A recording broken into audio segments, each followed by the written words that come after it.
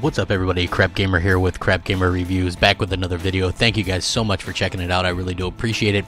I would also appreciate it if you hit that like and subscribe button, and of course hit that bell, which is all labeled there, so you guys can check that out and get notified of all the cool ass content that I'm dropping every single day.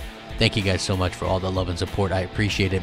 Always a kick-ass day also when developers talk about the Xbox One X, how easy it is to develop for it, the XDKs, specifically the SDKs and things like that. A developer for Killing Floor 2 was talking in an interview and was talking about the SDK and stuff like that, and how helpful Microsoft has been with regards to the SDK since it only took 4 hours to get the game up and running on the Xbox One X. And they said a lot can be attributed just to how similar the two architectures are from one another, with the most significant difference being the removal of the ESRAM from the Xbox One X in terms of the SDK. The two platforms share the same deployment process for development, so it's been a smooth process to work simultaneously on the Xbox base hardware and the Xbox One X hardware. Now, how has the removal of ESRAM benefited the developer, and was it an issue when porting from base Xbox One to the X?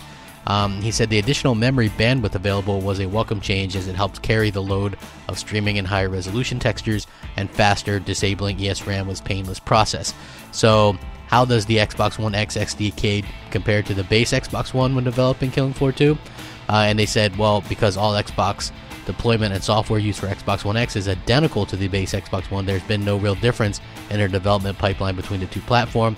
As a result, getting up and running using the full hardware of Xbox One X has been a seamless process for our talented development team.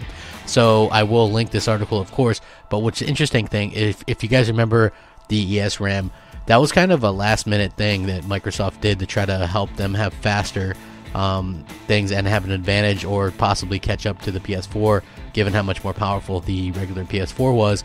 And to some degree, some developers did utilize ESRAM better than others. If you look at Rise Son of Rome, probably still one of the best looking games of this generation, utilized tiled resources in the ESRAM fantastically. Same thing with some of the Ubisoft titles early on, were able to do that.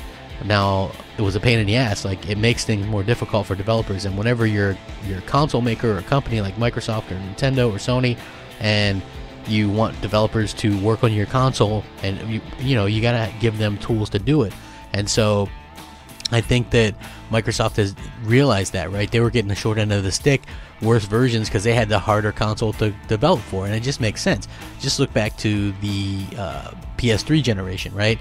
That game system really got the shaft from developers because it was so damn difficult to work on. So now we're starting to see that Microsoft is kind of getting away from that and doing a good job. And man, what a good job they're doing to have developers come out there and talk about this. So I can't wait to see where this leads in 6 months from now, a year from now, because we're going to get more of these consoles, SDKs, XDK updates, more power. I expect that we'll see probably even wider gaps in the games than what we're already seeing right now between the Xbox One base unit and the Xbox One X. I think we'll still see games running on both, but at the end of the day, I think that the Xbox One X versions are going to definitely continue to widen that gap. And same thing with PS4 versions and PS4 Pro versions, right?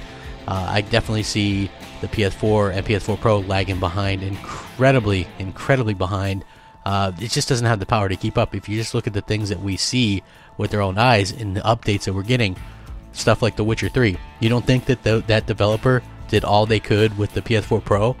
I mean, they literally did all they could, and that was the best that they could do, and it's just a slight improvement, right? Now with the Xbox One X, you get a 60 FPS mode, you get all the extra bells and whistles. Game looks absolutely phenomenal. So with that being said, Microsoft really kind of took a play out of Sony's playbook and one-upped them mid-generation, right? Because what Sony did was make the PS4 Pro harder to develop for than the base PS4, and Microsoft made a mid-gen refresh that's easier to develop for than both the PS4 or the Xbox One. So it kind of trumps everything.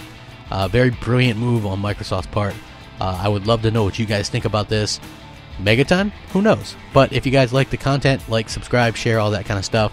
And please make sure you guys, if you want to hit me up on Twitter at @the_Crapgamer or Xbox Live, where I do respond to everybody as much as I can, is MOH Space Crapgamer. That's like Medal of Honor Space Crapgamer. And as always, have a great day, y'all. Rack 'em up. Crapgamer out.